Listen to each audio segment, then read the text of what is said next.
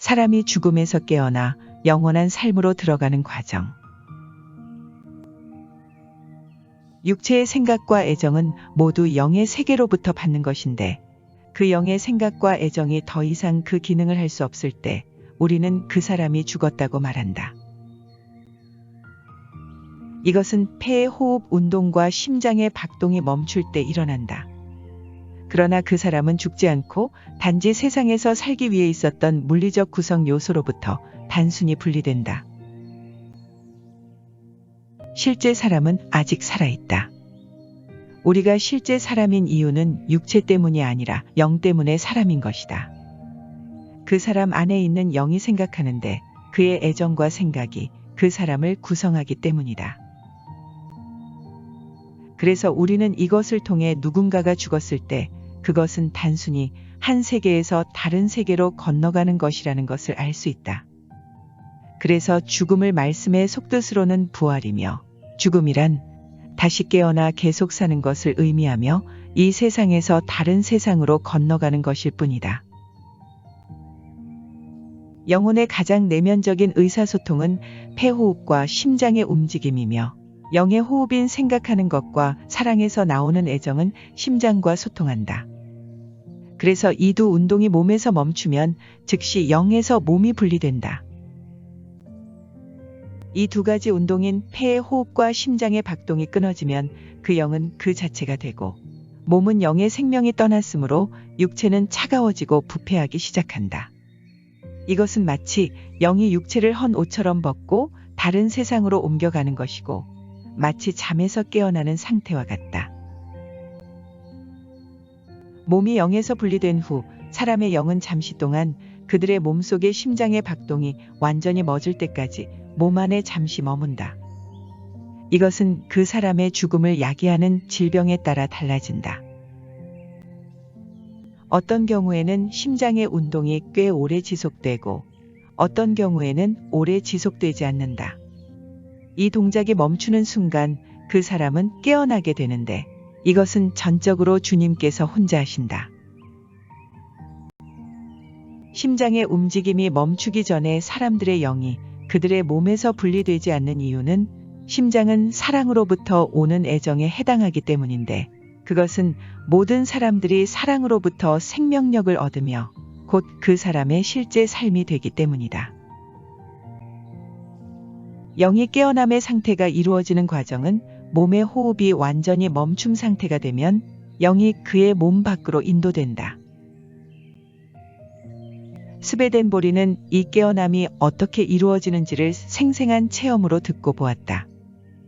그 실제 경험은 그가 모든 과정을 완전히 이해할 수 있게 하기 위해서 주어진 것이다. 그는 몸의 감각의 기능을 멈춘 상태, 즉 사람들이 죽는 때와 아주 흡사한 상태에 들어갔다.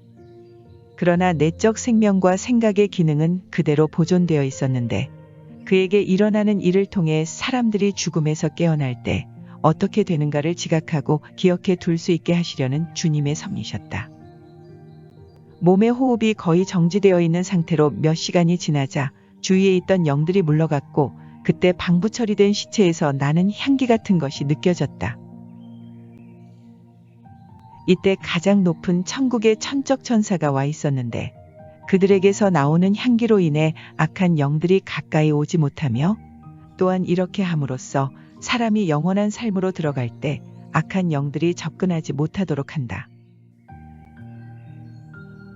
내 머리맡에 앉아있던 천사들은 침묵을 지키면서 그들의 생각만 내 생각과 나누고 있었고 그들의 생각이 받아들여지자 천사들은 이제 사람의 영이 몸에서 떠날 수 있는 상태가 되었음을 알 수 있었다. 이렇게 그때 곁에 와 있던 천사들과 소통이 이루어지는데 생각의 소통은 그들이 영의 얼굴을 바라봄으로써 이루어지며 이것은 사실 천국에서 생각의 소통이 이루어지는 방식이다. 나는 각성이 어떻게 일어나는지 알고 기억하기 위해 여전히 생각과 인식을 가지고 있었기 때문에 천사들이 나의 생각이 그것이 보통 죽어가는 사람이 일반적으로 하는 생각인 영생에 관한 것인지 아닌지를 확인하고 있었다. 사람의 영혼은 육체가 죽을 때 세상에서의 전반적인 애정, 즉 지배적인 사랑에서 비롯된 생각으로 돌아올 때까지 마지막 생각 속에 머물러 있게 된다는 말을 나중에 들었다. 특히 내 정신의 더 내면적인 요소를 몸 밖으로 무엇인가 끌어당기는 것이 있다는 것을 인지하고 느낄 수 있었는데, 이것은 주님께서 하시는 일이며 부활의 근원이라는 것을 알게 되었다. 가장 높은 천국의 천적인 천사들은 깨어나는 사람들과 함께 있고 싶어 하는데, 그들은 한 사람 한 사람을 모두 사랑하기 때문에 그들 곁을 떠나지 않는다. 그러나 영들이 더 이상 천사와 교제할 수 없는 상태에 이르게 되면 그들은 그들로부터 벗어나고 싶어 한다. 이럴 때 주님의 그 다음 아래 단계인 영적 천국에서 천사들이 오는데, 이들을 통해 영들에게 영계의 빛을 사용하게 된다. 이 천사들이 오기 전까지는 영들은 아무것도 보지 못하고 단지 의식만 하고 있는 상태였다. 천사들이 사람의 눈이 열려볼 수 있도록 하기 위해서는 왼쪽 눈에서 콧등 쪽으로 한꺼풀을 벗겨내는 것처럼 보이는데, 실제로 영에게도 그렇게 하는 것처럼 느껴진다. 이렇게 꺼풀이 벗겨지는 것 같이 되면 잠에서 깨어날 때 눈꺼풀을 통해 빛이 비치는 것처럼 아주 희미한 빛이 느껴진다. 이때 밝고 희미한 것이 천국의 색으로 보여졌는데, 이 빛깔은 사람에 따라 다양하다고 한다. 무언가가 얼굴에서 부드럽게 벗겨지는 것을 느끼게 된 후 눈이 열리면 영계의 빛 속에서 차츰 영계의 사물을 보게 된다. 그런데 그 물건들도 세상의 물건들과 같아 보이며 자신도 여전히 살아있기 때문에 그는 자기가 세상을 떠나서 영계에 와 있다는 사실을 모르고 있는 경우도 많다. 그럴 때 옆에 있던 천사가 당신은 이제 육신을 벗어나 영이며 지금 영계에 와 있다는 사실을 깨우쳐준다. 이렇게 얼굴에서 뭔가가 벗겨지는 느낌도 그 사람이 자연적인 생각에서 영적인 생각으로 변했다는 것을 묘사하는 역할을 한다. 천사들은 깨어난 사람에게서 사랑으로 가득 채워지지 않은 어떤 다른 개념이 들어오는 것을 막기 위해 가능한 한 최대한의 주의를 기울인다. 그리고 영이 영적인 빛에 적응이 되어지면 영적 천사들은 새로운 영들에게 그들이 그 상태에서 원하는 모든 서비스를 제공하고, 그 영이 이해할 수 있을 때가 오면 영계의 삶에 대해 가르친다. 그러나 어떤 영들은 천사의 가르침을 원하지 않으므로 그 천사들로부터 떠나고 싶어 한다. 그래도 천사들은 그 영을 떠나려 하지 않는다. 천사들은 실제로 모든 개인을 사랑하고 무엇보다도 그들에게 도움이 되고 가르치고 천국으로 인도하기를 원한다. 그들은 이런 유익한 일에서 최고의 기쁨을 얻는다. 영이 그 천사로부터 떠나기를 원하면 그 다음 단계인 선한 영들이 그들을 받아들인다.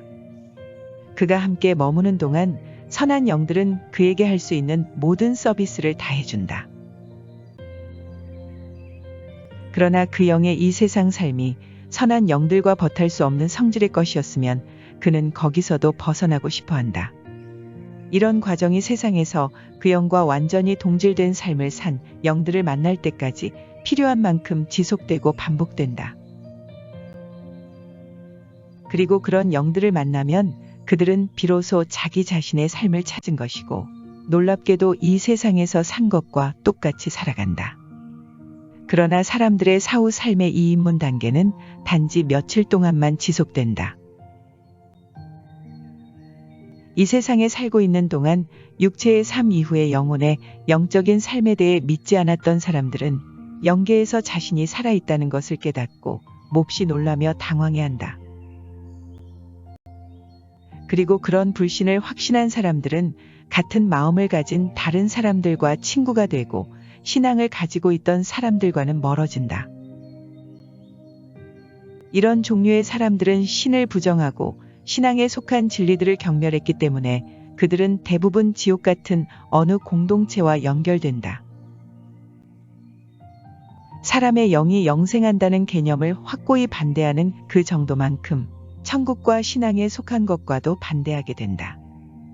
이렇게 그는 천국이나 지옥행이 결정될 때까지 이 세상에서 형성된 내면과 똑같은 모습으로 중간 영계에서 살게 된다.